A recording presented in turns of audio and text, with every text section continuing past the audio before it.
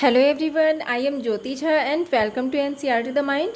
तो आज हम पढ़ेंगे क्लास 7 की हिंदी बुक बाल महाभारत कथा 21वां अध्याय अज्ञातवास। तो इसे पढ़ने से पहले अगर आपने अभी तक मेरे चैनल को सब्सक्राइब नहीं किया है तो जल्दी से एनसीईआरटी द माइंड को सब्सक्राइब कीजिए, लाइक कीजिए और पास में दिए गए बेल आइकन को भी प्रेस कर दीजिए ताकि एनसीईआरटी से रिलेटेड सारे वीडियोज़ आपके पास समय से पहुँचती रहे।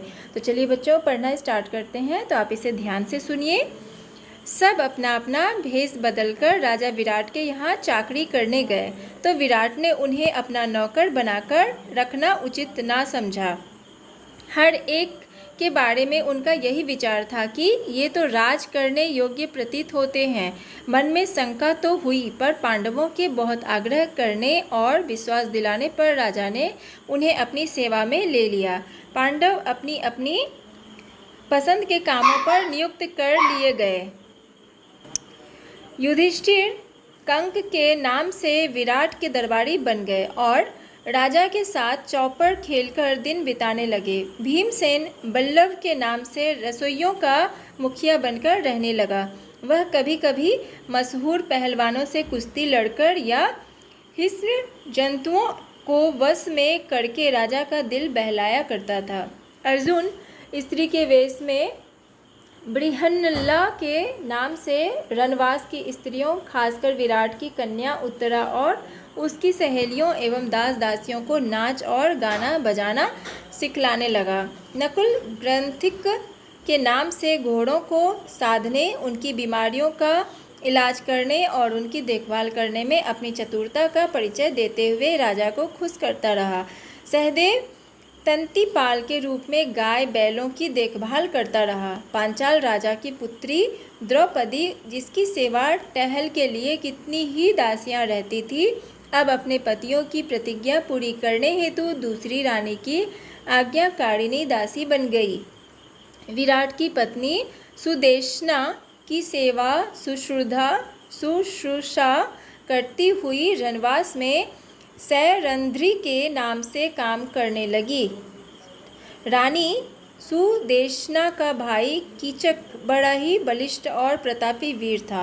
मत्स्य देश की सेना का वही नायक बना हुआ था और अपने कुल के लोगों को साथ लेकर कीचक ने बूढ़े विराटराज की शक्ति और सत्ता में खूब वृद्धि कर दी थी। कीचक की धाक लोगों पर जमी हुई थी। लोग कहा करते थे कि मत्स्य देश का राजा तो कीचक है, विराट नहीं। यहाँ तक कि स्वयं विराट भी कीचक से डरा करते थे और उसका कहा मानते थे। जब से पांडवों के 12 बरस के वनवास की अवधि पूरी हुई थी, तभी से दुर्योधन के गुप्तचरों ने पांडवों की खोज करनी शुरू कर दी थी। इन्हीं दिनों हस्तिनापुर में कीचक के मारे जाने की खबर फैल गई। यह खबर पाते ही दुर्योधन का माथा ठनका कि हो न हो कीचक का वध भीम ने ही किया होगा। यह दुर्योधन का अनुमान था। उसने अपना यह विचार राजसभा में प्रकट करते हुए कहा, मेरा ख्याल है कि पांडव विराट के नगर में ही छिपे हुए हैं। मुझे तो यही ठीक लगता है कि मत्स्य देश का हमला कर देना चाहिए। यदि पांडव वहाँ होंगे तो निश्चय ही विराट की तरफ से हमसे लड़ने आएंगे। यदि हम अज्ञातवास की अवधि पूरी होने से पहले ही उनका पता लगा लेंगे तो शर्त के अनुसार उन्हें 12 बरस के लिए फिर से वनवास करना होगा। यदि पांडव विराट के यहाँ ना भी हुए तो भी हमारा कुछ नहीं बिगड़ेगा। हमारे तो दोनों हाथों में लड्डू हैं।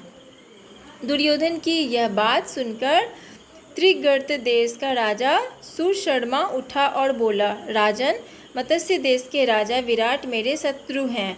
कीचक ने भी मुझे बहुत तंग किया था। इस अवसर का लाभ उठाकर मैं उससे अपना पुराना बैर भी चुका लेना चाहता हूँ। कर्ण ने सुशर्मा की बात का अनुमोदन किया। फिर उसकी राय से यह निश्चय किया कि विराट के राज्य पर राजा सुशर्मा दक्षिण की ओर से हमला करें और जब विराट अपनी सेना लेकर उसका मुकाबला करने जाए तब ठीक इसी मौके पर उत्तर की ओर से दुर्योधन अपनी सेना लेकर अचानक विराट नगर पर छापा मार दे। इस योजना के अनुसार राजा सुशर्मा ने दक्षिण की ओर से मत्स्य देश पर आक्रमण कर दिया। मत्स्य देश के दक्षिणी हिस्से पर त्रिगर्तराज की सेना छा गई और गायों के झुंड सुशर्मा की सेना के कब्जे में आ गए। कंक यानी कि युधिष्ठिर ने विराट को सांत्वना देते हुए कहा, राजन चिंता ना करें, मैं भी अस्त्र विद्या सीखा हुआ हूँ। मैंने सोचा है कि आपके रसोइये वल्लभ, अश्वपाल और ग्रंथिक और तंतिपाल भी बड़े कुशल योद्धा हैं। मैं कवच पहनकर रूथारूढ़ होकर युद्ध क्षेत्र में जाऊंगा। आप भी उनको आज्ञा दें कि रथारूढ़ होकर मेरे साथ चलें। सबके लिए रथ और शस्त्रास्त्र की आज्ञा दीजिए। यह सुनकर विराट बड़े प्रसन्न हो गए। उनकी आज्ञानुसार चारों वीरों के लिए रथ तैयार होकर आ खड़े हुए। अर्जुन को छोड़कर बाकी चारों पांडव उन पर चढ़कर विराट और उनकी सेना समेत सुशर्मा से लड़ते चले गए। राजा सुशर्मा और विराट की सेनाओं में घोर युद्ध हुआ। जब राजा विराट बंदी बना लिए गए तो उनकी सारी सेना तीतर बीतर हो गई। सैनिक भागने लगे। यह हाल देखकर युधिष्ठिर भीमसेन बोले, भीम, विराट को अभी छुड़ाकर लाना होगा और सुशर्मा का दर्प चूर करना होगा। यदि तुम सदा की भांति सिंह की सी गर्जना करने लग जाओगे तो शत्रु तुम्हें तुरंत पहचान लेंगे।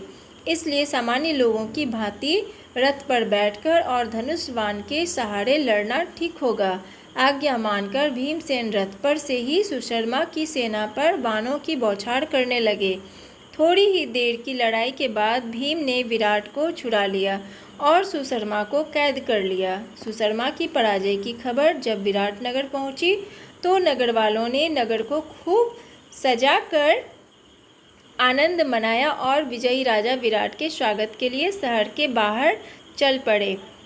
इधर नगर के लोग विजय की खुशियां मना रहे थे और राजा की बाट जोह रहे थे, तो उधर उत्तर की ओर से दुर्योधन ने तबाही मचा दी। राजकुमार उत्तर तो बिल्कुल डर गया था और कांप रहा था।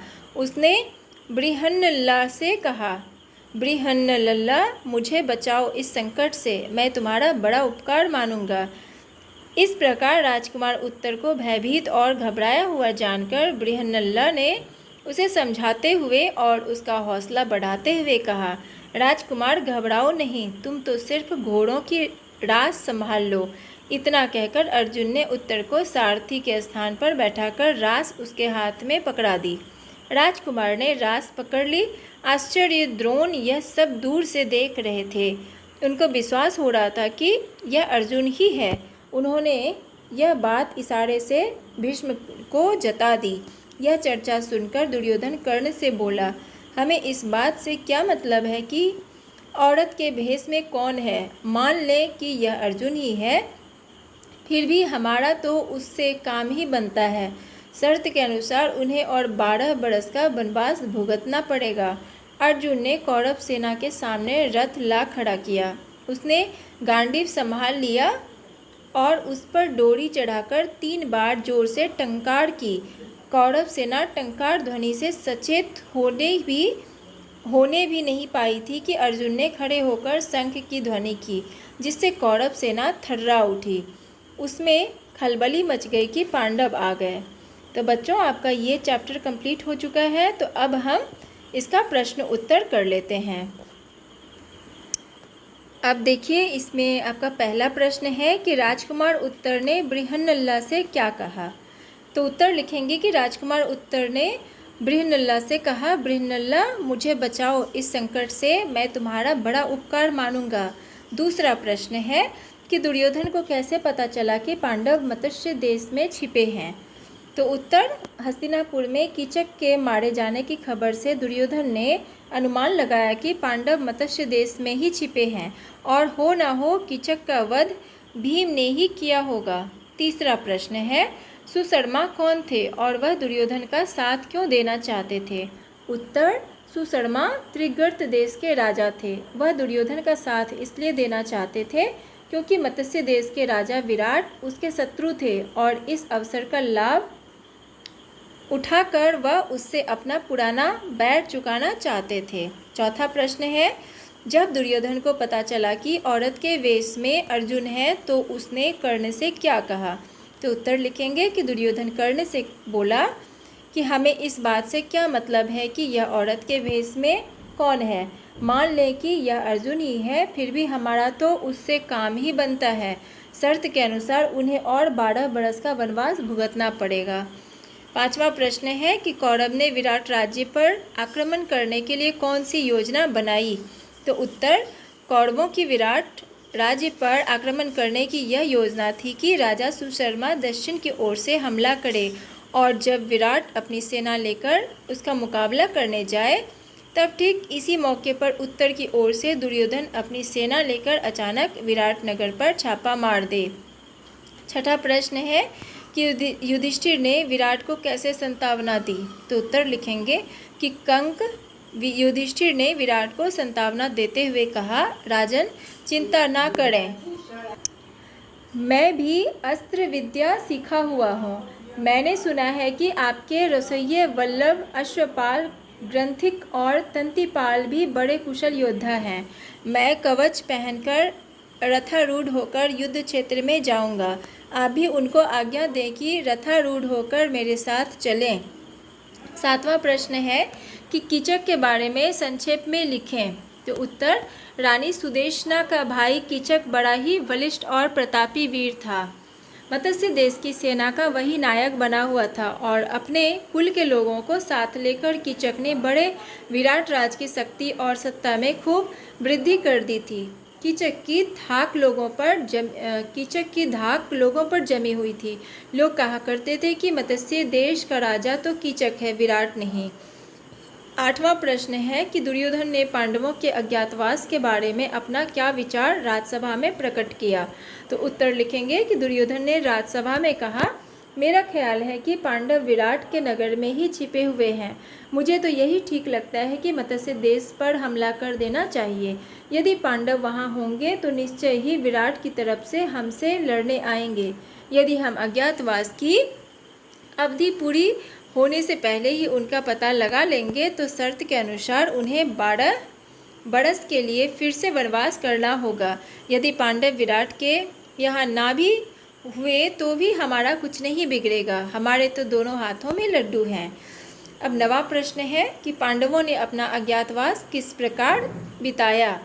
तो उत्तर, पांडव वेश बदलकर राजा विराट के यहाँ चाकरी करने गए तो विराट ने उनके बहुत आग्रह करने पर उन्हें अपनी सेवा में ले लिया। पांडव अपनी अपनी पसंद के कामों पर नियुक्त कर लिए गए। युधिष्ठिर कंक के नाम से विराट के दरबारी बन गए। भीमसेन वल्लभ के नाम से रसोइयों का मुखिया बनकर रहने लगा।